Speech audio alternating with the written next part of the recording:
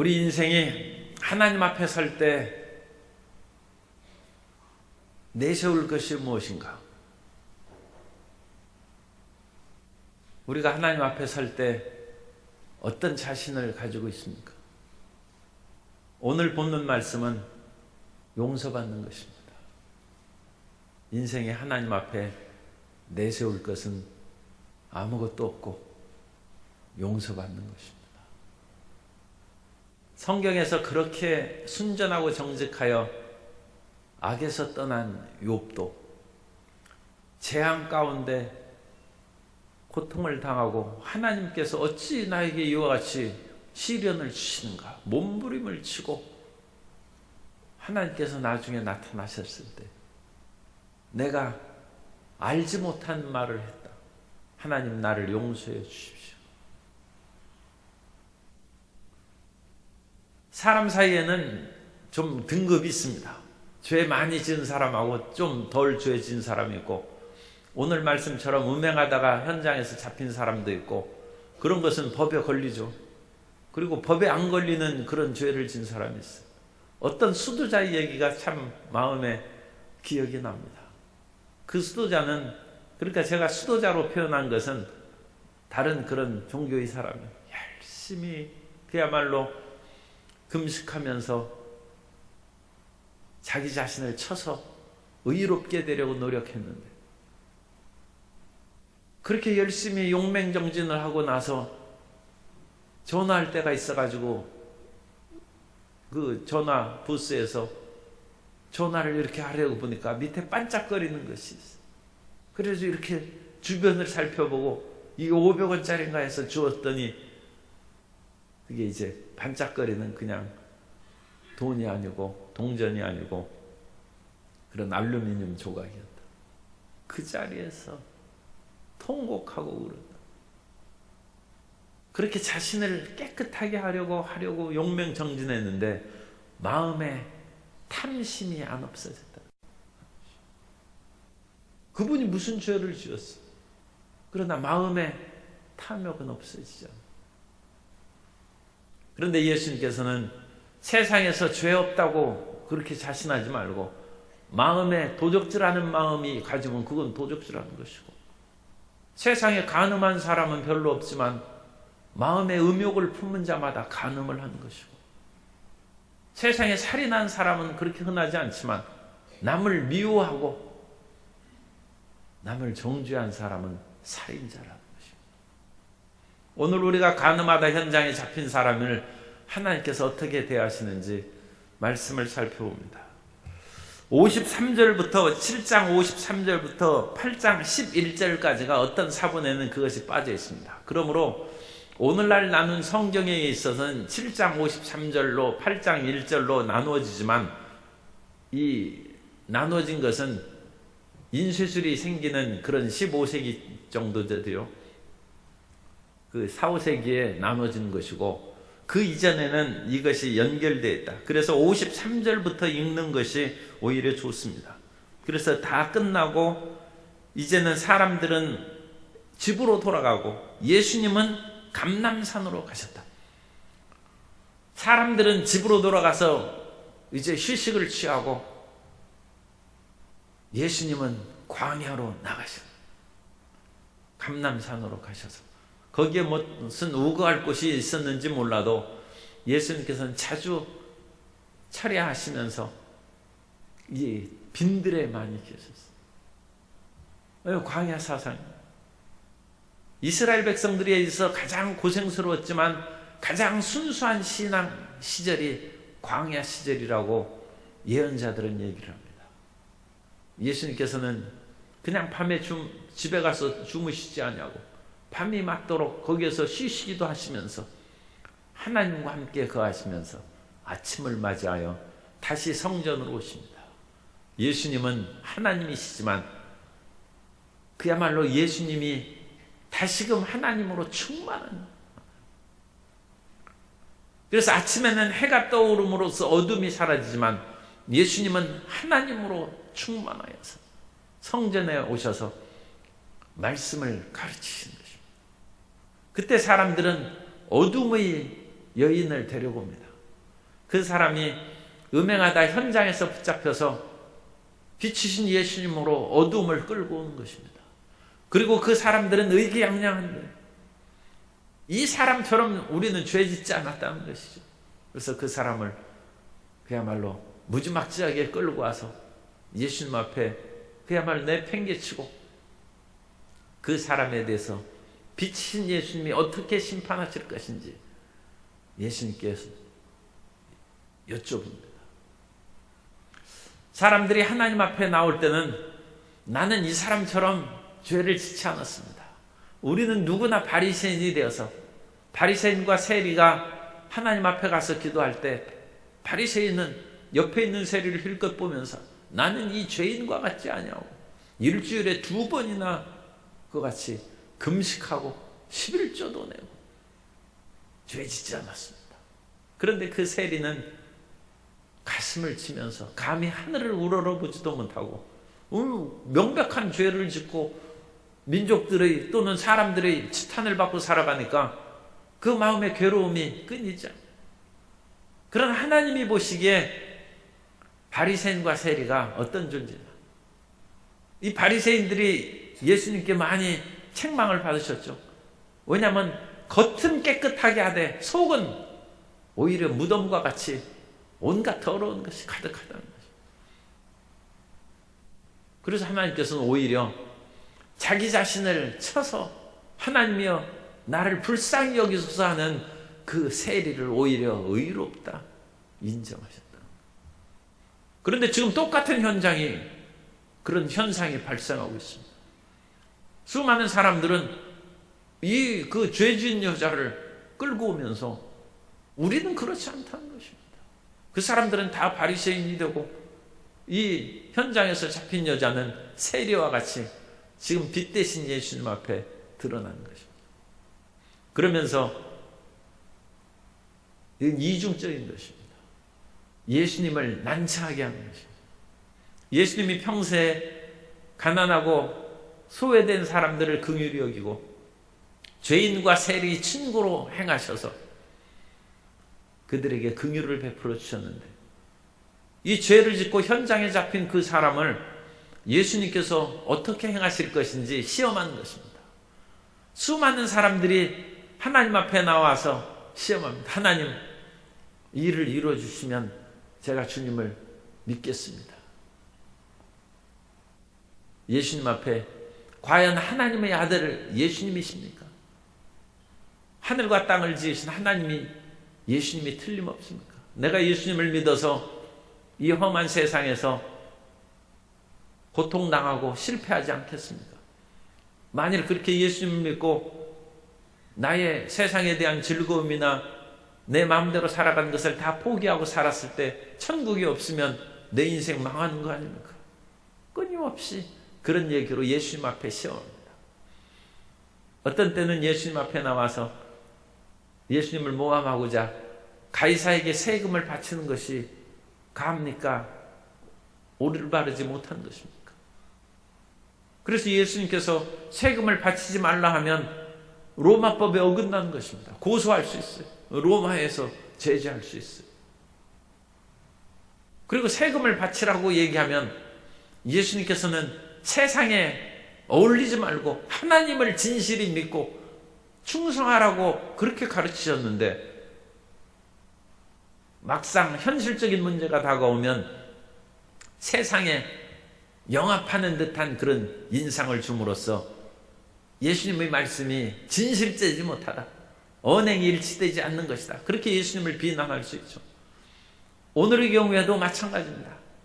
가늠하다 현장에 잡힌 여인을 평소에 말할 수 없이 죄인과 세리를 긍휼히 여기시고 소외된 자를 불쌍하게 여기는 예수님이 이 가련한 여인을 율법대로 돌로 치라 하면 예수님이 평소에 사랑을 가르치는 말씀은 헛것이 되고 마는 것이죠. 그리고 만일의 경우에 율법에는 그렇게 되어 있지만 나는 이 여인을 돌로 치라고 하지 않는다. 그러면 하나님의 말씀을 정면으로 거역하는 것이 되고, 하나님의 말씀을 거역함으로써 백성들을 잘못된 길로 인도하는 자는 신명기 13장에 의하면 돌로 치게 되어 있습니다. 어떤 선지자가 나와서 이사와 기적을 행하고 우리가 가서 다른 신을 섬기자면 너희는 가차없이 그를 돌로 쳐서 죽이라고 했어. 하나님을 떠나게 하는 자는 그건 사형입니다. 그런데 하나님의 우리에게 주신 말씀이 하나님이십니다. 말씀을 지키지 말라고 하는 것은 하나님을 버리라고 백성을 미혹하는 것입니다. 그러니까 예수님이 난처하게 되죠. 이 여인에게 사랑과 긍휼을 베풀 수도 없고 말씀을 지키라고 할 수도 없고. 그런데 예수님은 그 당시 랍비들은 오늘날 이와 같이 주의종처럼 서서 선포하지 아니하고 앉아서 가르치셨습니다. 랍비는 앉아서 가르칩니다. 그래서 예수님께서 8장 2절에 보면 백성이 다 나온지라 앉으사 그들을 가르치시더니, 그러니까 예수님께서는 지금 앉아 계신 상황입니다. 앉아서 가르칠 때 사람들이 그 여인을 끌고 온 거예요. 그때 예수님께서 앉은 자세에서 즉각 대답을 하지 아니하고 땅에다 앉으신 자세에서 글을 쓰시는 거예요. 예수님께서 무엇을 쓰셨는가? 이게 고금의 성경 주석가들에게 있어서 난제입니다. 참 무엇을 쓰셨을까? 수많은 사람이 얘기를 했어요. 무엇을 쓰셨는지는 모르죠. 그러나 우리는 추측은 할 수 있습니다. 그래서 어떤 사람은 예수님께서 이 사람들이 지금 거칠고 분노했기 때문에 사람이 분노하고 화냈을 때 5분 참으라는 거예요. 5분. 그래야지 화냈을 때 뭐 서로 이제 끝내자는 등 뭐 이제 죽고 살자는 등 결코 그런 말 하지 말고 5분까지 참을 수 있을지 몰라도 그래도 한 3분은 참아야죠. 그러면 그 마음에 극도의 그런 분노나 그 화나 열기가 식어집니다. 그래서 예수님께서는 이 거친 사람들에게 시간을 좀 벌기 위해서 그냥 낙서를 하셨다. 무엇인가 그냥 쓰셨고, 그럼으로써 시간을 두고 그 사람을 시키는 그런 일을 행했다. 그렇게 이제 얘기하는 사람도 있고, 또 어떤 사람은 그 당시 로마법에 의해서 로마의 재판관들이 판결을 내리기 전에 그것을 쓰는 습관이 있어요.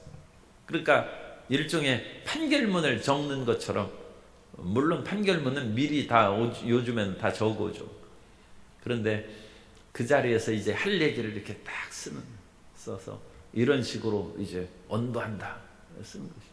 그것처럼 예수님께서 일종의 판결문을 쓰셨을 것이다. 그러나 그런 식으로까지 로마의 그런 상황을 예수님께서 본따서 행했을 것은 가능성은 별로 없습니다. 어쨌든 그런 것도 견해가 있고, 또 하나 중요하게 가르치는 것은 이 여자는 억울한 사람이라. 남편과 어떤 일이 있었는지는 몰라도 남편의 방조하에 간음의 현장에서 체포되게 했다고. 그러니까 그 남편이 이 여인을 죄로 얽어먹여서 지금 죽이려고 하는 그런 상황이고, 돌로 칠 때는 무조건 잘못했다고 돌로 치면 안 됩니다. 증인이 있어야 돼요. 그래서 2명의 증인이 그 사람을 처음에 돌로 치는 거죠. 그래서 좀 잔인한 얘기지만 구약시대의 그런 문헌에 의하면 사람이 어찌 그와 같이 금방 돌로 쳐서 죽이겠어요. 그러니까 그 사람을 낭떠러지 같은 데 밀쳐서 떨어뜨린다. 그래가지고 거기서 떨어져서 일종의 혼절하거나 쓰러져 있는 것에 첫 증인이 돌로 치는 거예요. 그러면 그 다음 사람들이 돌을 던져서 결국은 심판을 받게 합니다. 그러면 이 2명의 증인이 누구냐는 것이에요. 그게 수상하다. 사람이 지금 밤에 일을 행하고 일반적으로 사람이 없을 때죠. 그런데 이 여인이 어떻게 해서 이 2명의 증인이 그 자기의 그 죄를 확인하고 거기서 붙잡아 올 수 있도록 그런 여건 가운데, 그러니까 그것은 이미 알려진 어떤 그런 음행의 장소였고, 또 그 남자가 지금 없지 않습니까? 그 사람은 재빨리 도망갔어요. 그러니까 이건 수상한 사건이에요. 그래서 그 여인을 제거하려는 모종의 음모가 이 속에 담겨 있는 사건이다.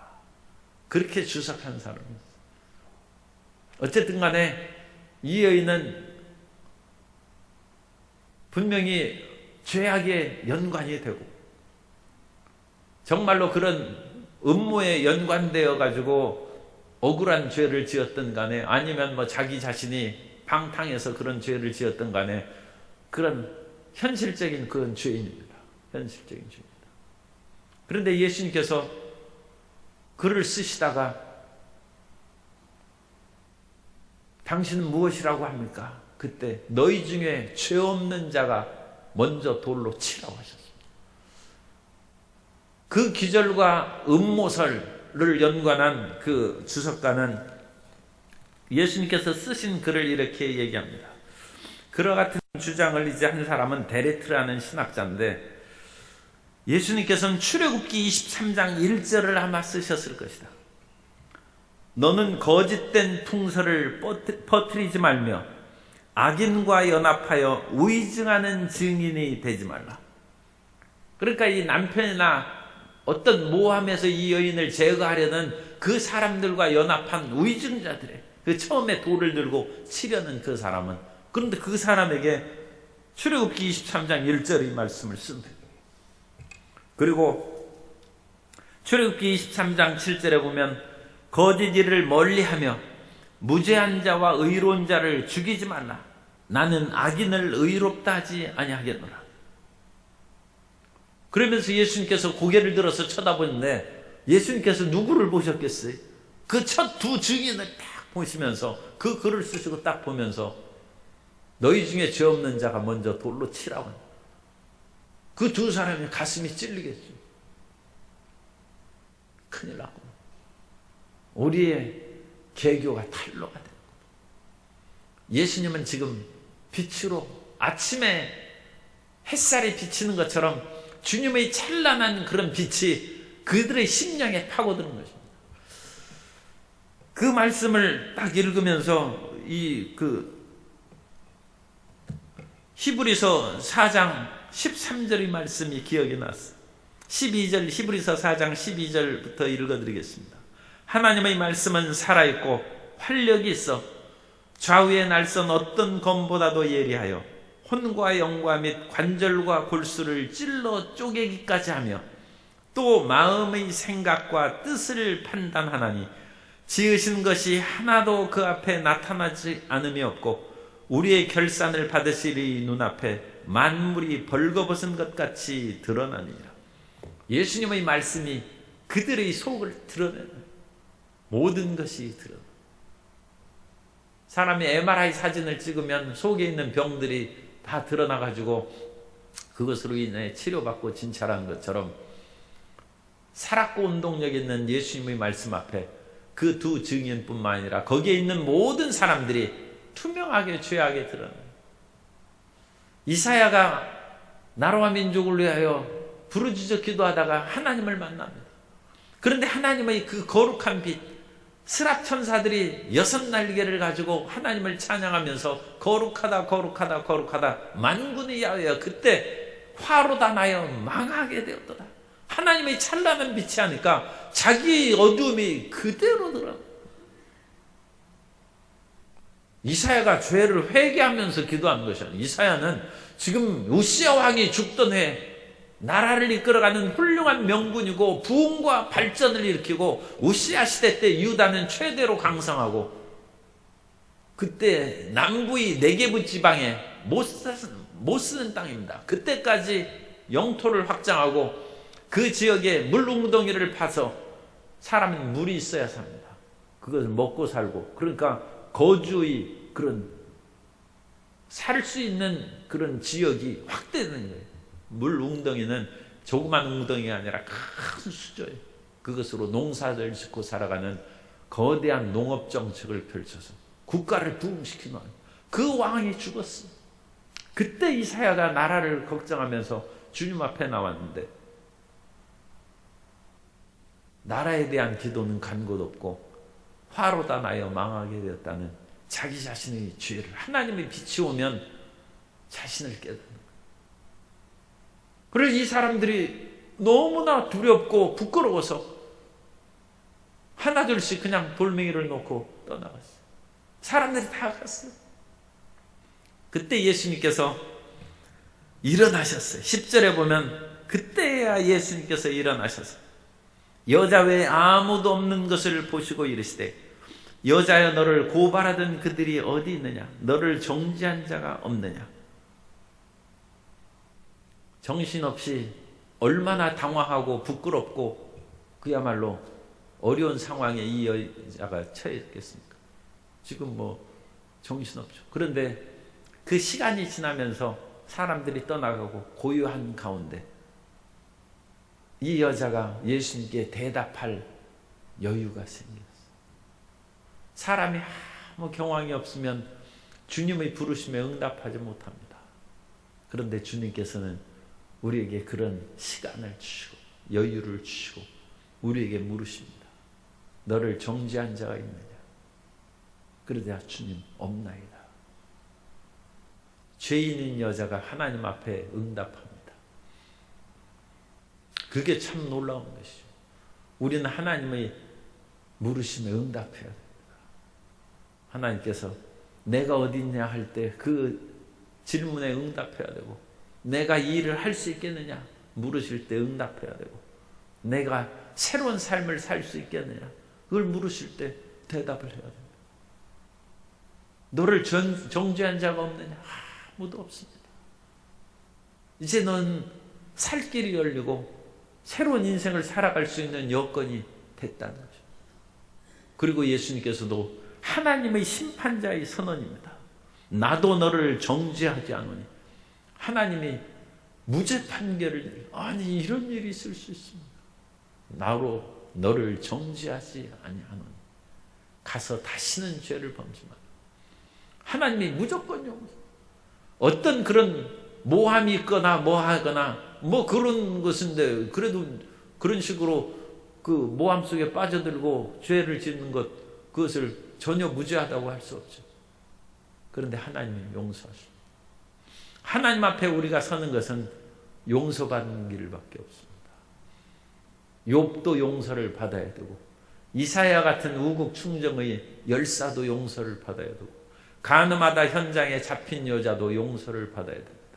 하나님 앞에 깨끗한 자가 어디 있겠습니까? 우리가 깨끗하다고 하는 것은 형법이나 민법에 깨끗하다는 그런 정도지, 하나님 앞에 어찌 깨끗한 자가 있겠습니까? 하나님 앞에 누가 그 마음을 다 보이면서 내 마음에는 미워하는 것이 없습니다. 간음하는 마음이 없습니다. 남의 것을 도둑질하고 탐심하는 마음이 전혀 없습니다. 누가 하나님 앞에 감히 그와 같이 담대히 대답할 수 있겠습니까? 그러면 하나님 앞에 설 때는 용서받는 것입니다.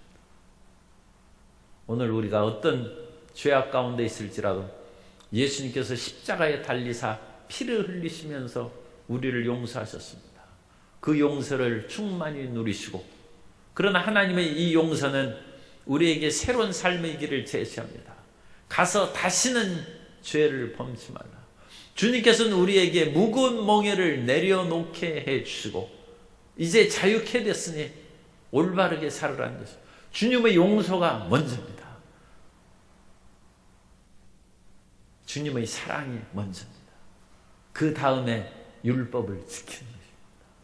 주님께서 노예에서 해방한 것이 먼저고 그 다음에 시내산에서 언약을 주는 것이고, 주님께서는 우리를 먼저 용서해 주십니다. 사람은 용서받지 못하면 그 무거운 멍에 속에서 올바르게 판단을 내리지 못합니다. 주님께서 다시금 우리에게 삶의 기회를 주시는 것입니다. 그러므로 다시는 그와 같은 죄를 범하지 않은 하나님의 의와 하나님의 영광을 위해서 살아가는 저와 여러분 되시기를 예수님 이름으로 축원합니다. 간음하다 현장에 잡힌 여인을 용서하시는 그 사랑은, 그 말씀이 한 절 말씀으로 딱 말씀을 드리면 요한복음 3장 17절입니다. 요한복음 3장 17절은, 우리가 요한복음 3장 16절은 잘 아시죠? 하나님이 세상을 이처럼 사랑하사 독생자를 주셨으니 이는 그를 믿는 자마다 멸망하지 않고 영생을 얻게 하려 하심이라. 그 다음에 중요한 말씀이 3장 17절인데, 하나님이 그 아들을 세상에 보내신 것은 세상을 심판하려 하심이 아니요 그로 말미암아 세상이 구원을 받게 하려 하심이라. 오늘날 이 시대에는 하나님의 용서가 있습니다. 우리 다 용서받고 새 사람 새 길로 나아가는 은혜를 누리게 되시기를 바랍니다.